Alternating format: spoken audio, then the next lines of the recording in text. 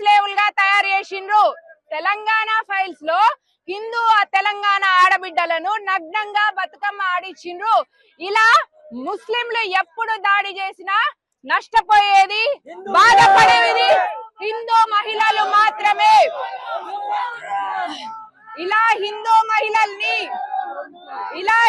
మహిళల్ని అత్యాచారం చేయడానికి, వాళ్ళ మీద దాడి చేయడానికి ముస్లిం మగవాళ్లకు ఎవరు అధికారం ఇచ్చిండ్రు? రేవంత్ రెడ్డికి చేత కాకపోతే, తాను గుంపు మేస్త్రి అనుకుంటే వెంటనే రాజీనామా చేయాలి. రేవంత్ రెడ్డి ఇప్పటికీ నమ్మలేకపోతుండా తనకు తాను ముఖ్యమంత్రి అయినానని? లేదా చేతుల గాజులేసుకొని పోలీసులకు సంకెళ్ళు, మీడియాకి సంకెళ్ళు వేశాడా?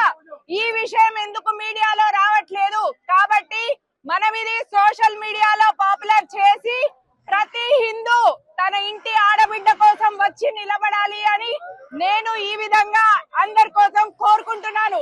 జై శ్రీరామ్.